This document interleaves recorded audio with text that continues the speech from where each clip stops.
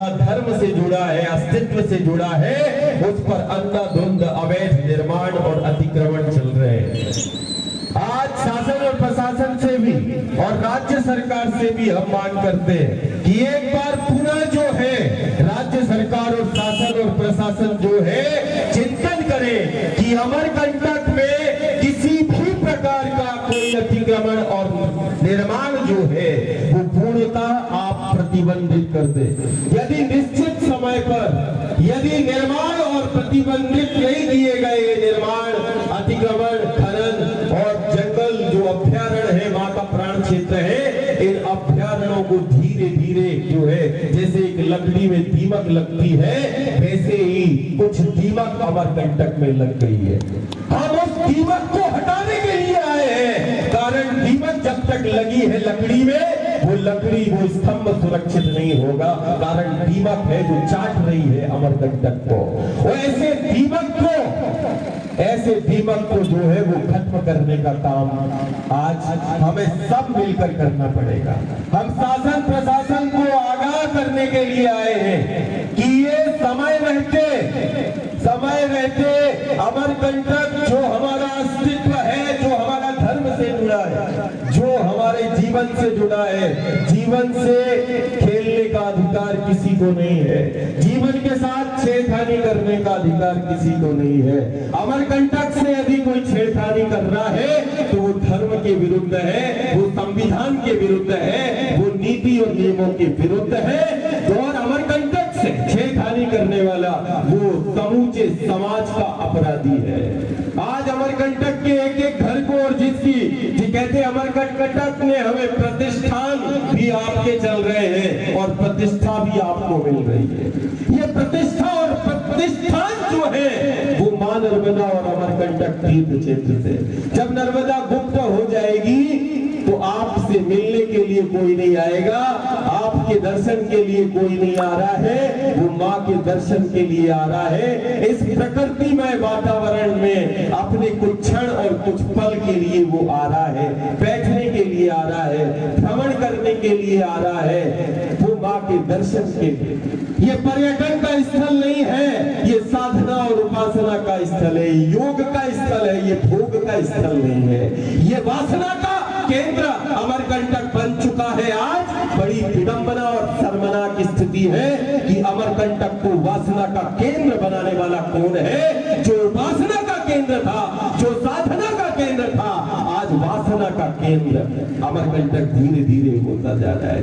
आज अमरकंटक तीर्थ पर्यटन के नाम पर अमरकंटक को नोचने का काम चल रहा है। कहीं हॉलीडे होम्स बनते हैं, शासन और प्रशासन जब खुद लापरवाही कर रहा है तो फिर चार लोग और लापरवाही करेंगे। पहले शासन और प्रशासन अपनी नीति को स्पष्ट करे, अमरकंटक की नीति को स्पष्ट करे शासन और प्रशासन। और ये संकल्प है कि शासन और प्रशासन को अपनी नीति स्पष्ट करना पड़ेगी अमरकंटक और नर्मदा के उद्गम स्थल की। दोहरी नीति का प्रयोग शासन और प्रशासन ना करे, हम उनको स्पष्ट जो है आगाह कर रहे हैं। अभी हमने मां के दर्शन के लिए और आज अमरकंटक से हम उस संपूर्ण नर्मदा के पथ पर जो है हम यही आह्वान करने के लिए निकले हैं। और ये सबसे महत्वपूर्ण केंद्र है। आज अमरकंटक में देश और दुनिया का व्यक्ति जो आया है और आते हैं, मां के दर्शन के लिए आते हैं। और इस अमरकंटक के उस असाधारण जो प्रकृति ने स्वतः ही निर्मित किया है, आदिशक्ति ने स्वतः ही निर्मित किया है, ऐसे असाधारण उन वनों को देखने के लिए आ रहे हैं, ऐसे असाधारण देव वृक्षों का स्पर्श करने के लिए आ रहे हैं। अभी कुछ समय पहले महाराज जी की उपस्थिति में मोहन महाराज जी भी थे, पूज्य हरिहरानंद जी भी थे, जयराम महाराज भी थे। आज ये संत मूर्तियां बैठी है, बड़ी स्पष्ट बैठी है कि इन्होंने अपना जीवन समर्पित कर दिया।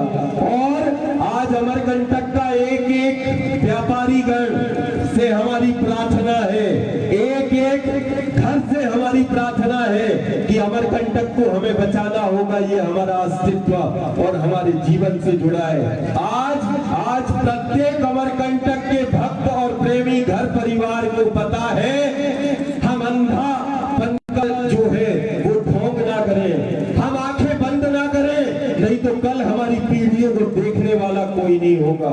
ये अमरकंटक ही है जो हमारे पीढ़ी को और हमारे घर को, हमारे गांव को जो है आश्रय दिए। ये मां नर्मदा ही है जो हमारे गांव और घर को जो है जीवन देती है, पालती है। और नर्मदा की वो सहायक सखियां, वो पवित्र नदियां आज नाला हो गई है। आज उद्गम से हम थोड़ा और आगे चलेंगे तो उद्गम से गुप्त नर्मदा के संकेत हमें मिल रहे। गुप्त नर्मदा नहीं, जिस दिन ये गुप्त नर्मदा हो गई और जैसे हम 2 माह से ज्यादा समय में बिना आहार के बैठे हैं, कहीं हमें भी बिना आहार और पानी के ना बैठना पड़े। ऐसे हजारों गांव जो है वो बिना आहार और पानी के ना बैठे, इसीलिए आज हम बिना आहार के जो है वो हम बैठ गए। ये अभी यदि अभी हमने संकल्प नहीं लिया तो कुछ समय के बाद 5 वर्षों के बाद 2025 से 30 तक जिस प्रकार अमरकंटक में आप सब लोग आए हैं घर के लिए, प्रसन्नता और संपन्नता के लिए, अमरकंटक वासी ध्यान रखें कुछ वर्षों के बाद जैसे कि आए हैं वैसे ही पलायन न करना पड़े। कारण जब नर्मदा गुप्त होगी तो फिर हमारे गांव और घर में जीवन नहीं होगा। हमें किसी भी हाल में नर्मदा के जो गुप्त संकेत मिल रहे हैं और वो जल धाराएं जो प्राकृतिक जल संरचनाएं हैं, जैसे आज उद्गम कुंड है वहां झील निकली, अब वहां झील जो है वहां निकली है। अब वो झील 100 मीटर 200 मीटर 500 मीटर से वो जल संरचना आ रही और कुंड में मिल रही है। आज 10 साल 20 साल पहले क्या स्थिति थी और आज 20 साल बाद अमरकंटक की क्या स्थिति है, 10 साल के बाद और 2030 में अमरकंटक की क्या स्थिति होगी, ये हम देख लें। ये प्रतिष्ठान और हमारी प्रतिष्ठा जो है सब अमरकंटक से है और सब मां नर्मदा से है। हमारी प्रार्थना है अमरकंटक परिवार से, कारण जो मां के द्वार में है वो उसी को हमने परिवार जाना है और अमरकंटक को एक होना पड़ेगा। कारण कहीं ना कहीं इसमें किसी प्रकार का कोई संदेह नहीं। और अप्रत्यक्ष और प्रत्यक्ष रूप से हम वो संत समाज से भी आह्वान करते हैं कि कहीं ना कहीं यदि सत्य की अभिव्यक्ति के लिए ही संत होता है और अमरकंटक हमारा अस्तित्व है, अमरकंटक से हमारा जीवन और धर्म जुड़ा हुआ है। अमरकंटक के संरक्षण के लिए कहीं ना कहीं ठोस जो है वो कदम उठाना पड़ेगा। और कोई अपना भी हो यदि वो मर्यादाओं का उल्लंघन कर रहा है तो आज वो वक्त आ गया है कि हमें अपने को भी समझाना पड़ेगा और अपने को भी रोकना पड़ेगा।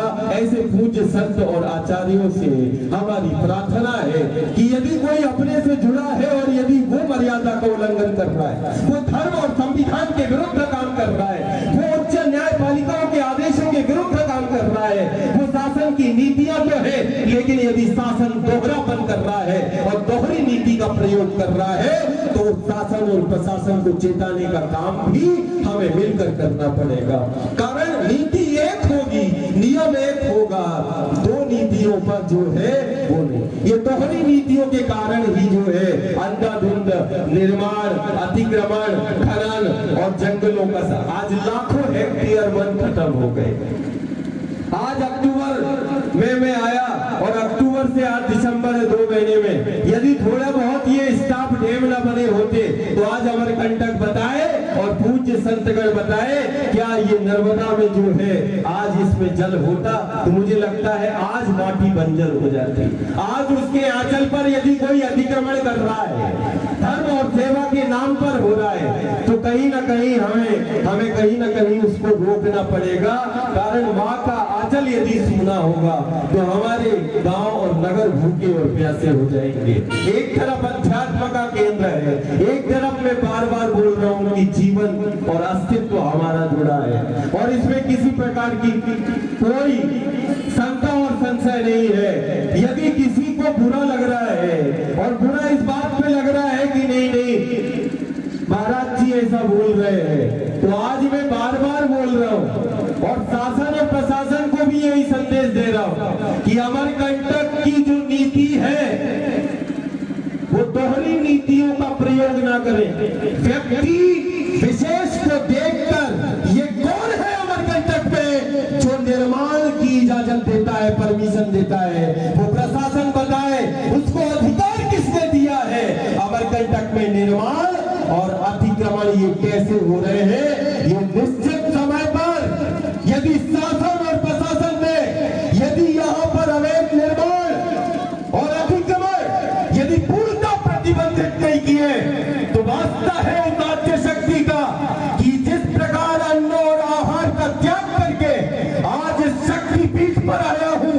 इस शक्तिपीठ को कहते हैं धर्म ने हमें अधिकार दिया है, हमें संविधान ने अधिकार दिया है। जीवन रक्षा के साथ यदि कोई छेड़खानी करेगा तो उसको उखाड़ फेंकने का काम भी फिर नर्मदा के भक्त करेंगे। यदि शासन और प्रशासन की ये लचर व्यवस्था है और शासन और प्रशासन यदि पंगु है, लंगड़ा है, गूंगा है, तो धर्म और संविधान ने हमें अधिकार दिया है कि मां नर्मदा और अमरकंटक हमारा अस्तित्व है और जो हमारे अस्तित्व के साथ छेड़खानी करेगा उसको मुंह तोड़ जवाब जो है नर्मदा पुत्र भक्त प्रेमी देंगे। और उन दबंग पूंजीपति और माफियों से ये भी हमारा संदेश है। और जो धर्म और सेवा की आड़ में जो मां के आंचल को नोचने का काम कर रहे हैं उनको भी हमारा संदेश है, प्रत्यक्ष है कि निश्चित रूप से प्रतिबंधित हो जाए और हम मिलकर जो है काम कर ले। नहीं तो अमरकंटक में आज 1000 और 2000 लोग नहीं रहते, अमरकंटक से लाखों और करोड़ों भक्त प्रेमी जुड़े हैं। आज लाखों और करोड़ों भक्त प्रेमियों के जीवन के साथ, उसके धर्म के साथ यदि अमरकंटक में रहने वाला वासी जो है मूक दर्शक बना हुआ है और लाखों और करोड़ों लोगों की आस्था के साथ छेड़खानी चल रही है, तो आने वाले समय में जो है वो फिर नर्मदा पुत्र जो है वो स्वतंत्र होंगे।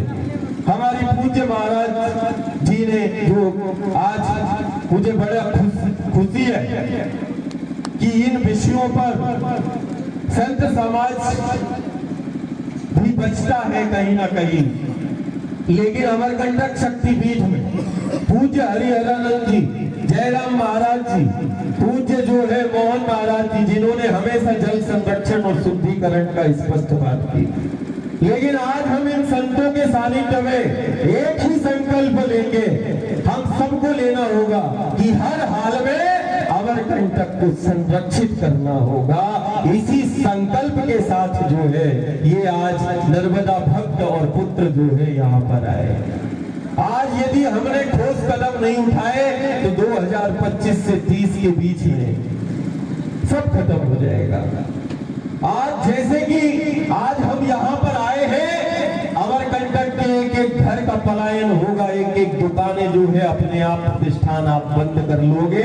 यदि नर्मदा की वो जल धाराएं बंद हुई तो अपने आप आपको प्रतिष्ठान और अपने घरों में ताला लगा के अमरकंटक से पलायन करना होगा। ये दिन ना आए इससे पहले कि मान लो यदि किसी का यदि वो वैसा निर्माण है या अतिक्रमण है तो निश्चित है संत समाज के सामने साक्षी होकर जो है एक वचन भी है कि किसी को कोई बेघर नहीं किया जाएगा, उसको बसाने का भी प्रयोग किया जाएगा, वो बसाया जाएगा। लेकिन नर्मदा के आंचल में जो बड़े बड़े कंस्ट्रक्शन हो रहे हैं, बड़े बड़े अतिक्रमण हो रहे हैं, और जब अतिक्रमण की बारी आती हटाने की तो वो गरीब की झोपड़पट्टी देखता है, लेकिन वो बड़े बड़े इमारतें नहीं देखता है, बड़े बड़े वो चीजें नहीं देखता है। तो कहीं ना कहीं हमारी प्रार्थना है कि अमरकंटक में यही संकल्प लेके और महाराज जी, पूज्य महाराज जी का जो आत्मनिवेदन है कि नहीं मैं फलाहार को करूं या उसमें आहार, मेरा महाराज जी को वचन है। कारण मेरा जीवन आप सबने देखा है कि एक एक क्षण एक एक पल जो है मैंने नर्मदा का ही माँ का चिंतन करता हूँ। मेरा माँ ही पूजा है, मेरा ज्ञान माँ है, मेरी साधना माँ है, मेरी आराधना माँ है। मेरे जीवन का एक एक क्षण एक एक पल पल जो है वो सब माँ का है।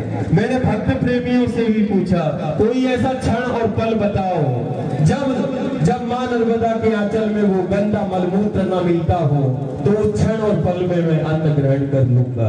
वो क्षण और पल यदि कोई बता दे दिन रात जो है 24 घंटे मलमूत्र मिल रहा है, माँ के आंचल में गंदगी मिलती है, ऐसा कोई क्षण और पल नहीं है जिस क्षण और पल में मैं अन्न ग्रहण करूं या फल ग्रहण करूं। ऐसा कोई पहर नहीं है जब नर्मदा के पथों पर जब माँ के आंचल को नोचने का काम ना हो रहा हो। जल संग्रहण क्षेत्र, हरित क्षेत्र जो जीवन क्षेत्र है, वो नोचने का अंधाधुंध काम जो है वो दबंग पूंजीपति माफिया कर रहे हैं। और वो कहीं ना कहीं जो है धर्म और सेवा की आड़ में जो है वो कहीं ना कहीं जो है होटल्स है या कॉलोनियों का निर्माण कर रहे हैं। अमरकंटक परिक्षेत्र में ये स्मार्ट सिटी नहीं, ये स्मार्ट सिटी नहीं है, ये पर्यटन का स्थल ना बनाया जाए, ये अध्यात्म का स्थल है, योग का केंद्र है, साधना का केंद्र है। यहाँ पर संत और आचार्य साधना और आराधना में लीन रहते हैं, प्रत्यक्ष और अप्रत्यक्ष रूप से। सहस्त्र सिद्धों की भूमि है, अमरकंटक सिद्धों की भूमि है, गिद्धों के हवाले नहीं करना है। ये गिद्धों का यहाँ पर कोई काम नहीं। गिद्ध का लक्षण होता है नोचना और सिद्ध का लक्षण होता है घर परिवार को और गांव को धर्म जागरण और धर्म स्थापना करना। मुझे लगता है कि नर्मदा के पथ पर और अमरकंटक पर गिद्धों ने डेरा डाल दिया है। जहां सहस्त्र सिद्धों का डेरा डलता था, आज गिद्धों में कामी जो काम वासना में लिप्त है, वो अमरकंटक में जो है वे छिप के जो है इसका दोहन करते हैं। उन कामियों को और धर्म और संविधान के विरुद्ध और नीति के विरुद्ध कार्य करने वालों को चेतावनी स्पष्ट है कि काम वासना में लिप्त और जो अमरकंटक का दोहन कर रहे हैं वो अपने आप में चेत जाए। और वो शासन और प्रशासन को भी स्पष्ट है कि वो दोहरी नीति का प्रयोग करना बंद कर दे। आने वाले समय में फिर से वो हजारों लाखों नर्मदा भक्त और आसपास का वो आदिवासी अंचल का वो एक गांव, आज चाहे पुष्पराजगढ़ तरफ चले जाओ और चाहे इधर चले जाओ, कई गांव ऐसे मैंने देखे हैं अमरकंटक के नीचे जहां आज अप्रैल और मई में महाराज जी पानी नहीं रहता है। 2-2, 5-5 किलोमीटर दूर से उस गांव वाले को पानी लाना पड़ता है। और आज यही अप्रैल और मई में जिस बार बारिश नहीं हुई, उस समय ऐसा ना हो पानी के लिए अमरकंटक से नीचे उतरना पड़ेगा और 10 और 25 किलोमीटर में भी आज पानी नहीं है। आज तुम उन पवित्र सहायक नदियों को नाले हो गए, वो गायत्री, सावित्री, जोयला और ऐसी माँ की पवित्र जलधाराएं, संरचनाएं आज कंक्रीट के जंगल जो है बना के हमने जैसे किसी के हाथ और पैरों की नसें काट दे, वैसे हमने अमरकंटक की नसें काटने का काम जो है वो हमने सामने हम देख रहे हैं। आज यदि किसी का हाथ और पैर काटा जाए तो फिर उसके लिए क्या करना चाहिए? उसको दंड मिलना चाहिए। आज हमें राज्य और केंद्र सरकारें जीवित इकाई मानती है। देखना एक शर्मनाक स्थिति कि हमें जीवित मानती है, लेकिन जीवन देने वाली को वो मृत मानती है। कभी सुना कि मां नर्मदा के साथ छेड़खानी करने वाले उन दबंग पूंजीपतियों को कभी सजा हुई हो? नहीं। सजा किसको मिलती है? जिसको जीवित शासन मानती है। आपको जीवित मानती, आपके साथ कोई छेड़खानी करेगा, अपराध कायम होगा। एक व्यक्ति को मारने से आजीवन कारावास हो जाती है। लाखों करोड़ों को जिंदगी देने वाली के साथ दिन रात छेड़खानी होती है। आज तक हमने कभी नहीं सुना उसको आजीवन कारावास हुई हो, आज तक हमने नहीं सुना अपराध कायम हुआ हो। तो राज्य सरकार जो है वो मां नर्मदा को जीवंत इकाई का दर्जा दे। अमरकंटक जीवंत है, लेकिन शासन और राज्य सरकारें जो है इसको मृत मानती है। और पत्थर और माटी से खेलने पे सजा नहीं मिलती है। पत्थर के साथ छेड़खानी करने से सजा, ये पत्थर और माटी और जमीन का टुकड़ा समझ के रखा है पूंजीपतियों ने और चंद स्वार्थी लोगों ने। अमरकंटक जमीन का टुकड़ा नहीं, हमारी जिंदगी का टुकड़ा है। और जिंदगी का टुकड़ा समझने वाला जिंदगी को बचाने की बात करेगा, जमीन का टुकड़ा समझने वाला उसको बेचने और नोचने की बात करेगा। तो अमरकंटक को जमीन का टुकड़ा नहीं, ये वो जिंदगी का टुकड़ा है, ये वो धर्म क्षेत्र है जहां से दुनिया को संदेश मिलता है। और आज हम सिर्फ प्रार्थना करने के लिए आए हैं कि अमरकंटक आज जाग जाए, परिवार और व्यापारी गण जो है वो ध्यान दे कि जब तक अमरकंटक है तब तक हमारे गांव के घर और द्वार चल रहे हैं। जिस दिन नर्मदा गुप्त हो गई अमरकंटक में, जैसे महाकालेश्वर में महाराज जी सभी लोग जाते कि क्षिप्रा गुप्त हो गई है और वहां रामघाट पे दूसरा जल भरना पड़ता है। कहीं ऐसा ना हो कि अमरकंटक का जो आज हम उद्गम स्थल देख रहे हैं, मोटर से पंप से और टैंकरों से पानी लाके आस्था के नाम पर कल खिलवाड़ होगा, कुंड को भरना पड़ेगा। कल ऐसा वक्त भी आ सकता है, नर्मदा तो अक्षया है, लेकिन कहीं ना कहीं जब धर्म के विरुद्ध व्यक्ति जलता है, जब नीति के विरुद्ध व्यक्ति जलता है, जब समाज और गांव का आचरण भ्रष्ट हो जाता है तो शक्तियां मुक्त हो जाती है। अक्षया तो है, लेकिन आचरण के कारण और नीति के विरुद्ध जब हमारी जीवन शैली होगी, धर्म और संविधान के विरुद्ध हमारा कार्य होगा और जहां वो चरित्रहीनता होगी तो वहां पर शक्तियां गुप्त हो जाती है। 70% प्रत्यक्ष और अप्रत्यक्ष शक्तियां आज गुप्त हो चुकी है, आभास नहीं होता है। अमरकंटक एक ऐसा क्षेत्र है जहां दुनिया को ब्रह्मांड का ऐसा कोई केंद्र नहीं है और ब्रह्मांड में कोई ऐसा स्थान नहीं है जहां अमरकंटक का संबंध ना हो। समूचे ब्रह्मांड का संबंध जो है वो अमरकंटक से समन्वय और संतुलन प्रदान करता है। तो हमारा सिर्फ यही प्रार्थना है, यही संकल्प है कि निश्चित रूप से हम आगे आए। हम ये ना देखें कि इसको कहने से उसकी बुराई हो जाएगी। हम एक दूसरे को देखकर हम सत्य को बोल नहीं पा रहे हैं। कहीं ऐसा ना हो कि नर्मदा सत्य है और वो सत्य जो है हमारे गांव और हमारे स्थान से गुप्त हो जाए। तो बुरा मानने वाली कोई बात नहीं। जो गलत काम कर रहा है, गलत को गलत बोलना और सही को सही बोलना, यही सच्चा धर्म है। तो कहीं ना कहीं हम इसी संकल्प के साथ कि अमरकंटक पूर्णतः संरक्षित किया जाए। और मोहन महाराज जी साक्षी है, हरिहरानंद जी साक्षी है, उस समय वो बाहर प्रवास पे थे कि अभी 5 साल पहले विश्व का वो कीर्तिमान भी स्थापित यही अमरकंटक माई की बगिया में हम आए हुए थे। और उन देव वृक्षों का जैसे माता पिता गुरु से मिलने भक्त प्रेमी आते हैं, वैसे 5000 लोगों ने एक वृक्ष, एक मूर्ति को पकड़कर दुनिया में जो है विश्व कीर्तिमान स्थापित किया। और विश्व के अंदर आज भी यदि कोई वो जो विश्व कीर्तिमान जो वर्ल्ड रिकॉर्ड महाराज जी बना है, वो भी आज सर्वमान्य संस्थाओं में उस रिकॉर्ड में दर्ज है कि अमरकंटक में विश्व कीर्तिमान स्थापित हुआ है। और विश्व को संदेश हमने दिया है कि प्रकृति संरक्षण और संवर्धन, धरा के संरक्षण और संवर्धन है।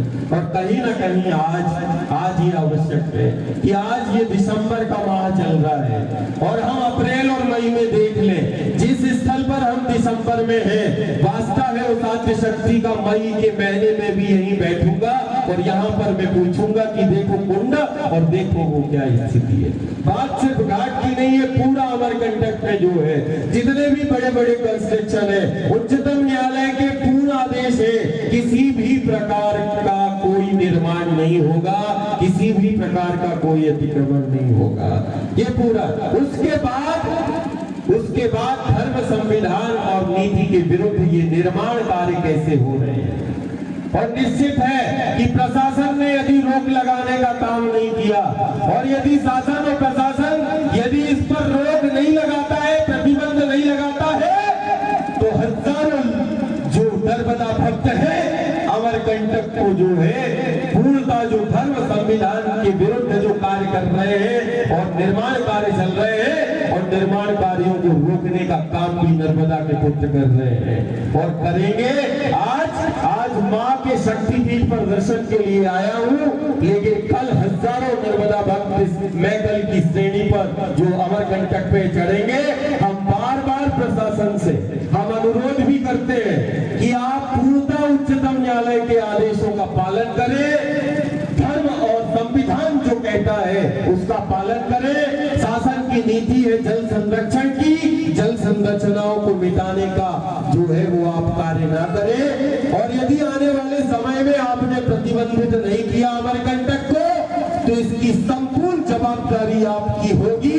हजारों नर्मदा भक्त जो है अमरकंटक पर आके अपने जीवन और धर्म क्षेत्र को बचाने का भी काम करेंगे। इसी संकल्प संकल्प के साथ जय अमरकंटक और जय महादेवा। नर्मदा मैया की